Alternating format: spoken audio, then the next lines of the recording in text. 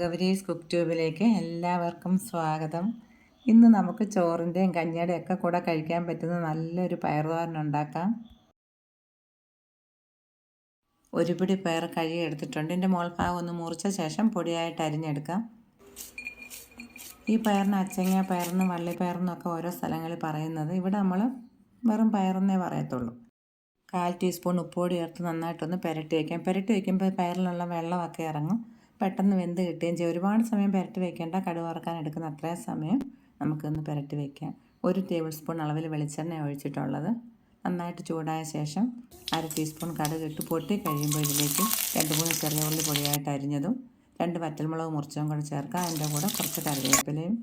ഇതൊന്ന് ചുവക്കാൻ തുടങ്ങുമ്പോൾ 4-5 വെളുത്തുള്ളി ചതച്ചതും കൂടെ ചേർക്കാം. വെളുത്തുള്ളിയുടെ പച്ചമണം പോകണം. ഇത്രയും വാടിയാൽ മതി. അരിഞ്ഞു വെച്ചിരിക്കുന്ന പയറും കൂടെ ചേർത്തൊന്ന് ഇളക്കിയിട്ട് 1/4 ടീസ്പൂൺ ജീരകപ്പൊടിയും കൂടെ ചേർത്തിട്ട് 5 മിനിറ്റ് ഒന്ന് അടച്ച് വയ്ക്കാം.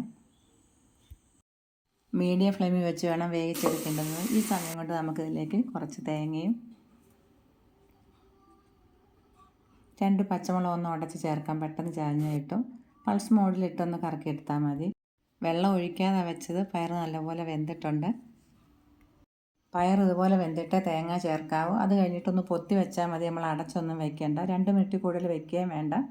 നമ്മുടെ ഈ തോരന് എരിവ് വളരെ കൂടുതൽ വേണമെന്നുള്ളവർക്ക് പച്ചമുളക് ചേർക്കാം. കുറച്ച് ഉപ്പും കൂടെ ചേർത്തൊന്ന് ഇളക്കിയിട്ട് സ്റ്റവ് ഓഫ് ചെയ്യാം. ഉപ്പ് പുരട്ടി വെച്ചപ്പോഴുള്ള ആ ചെറിയ നനവില്ല പയർ വേവിച്ചെടുത്ത്. രണ്ടാമത് നമ്മൾ വെള്ളം ഒഴിച്ചിട്ടില്ല. ഇപ്പം മഴ സമയം ആയതുകൊണ്ട് ഇങ്ങനെ.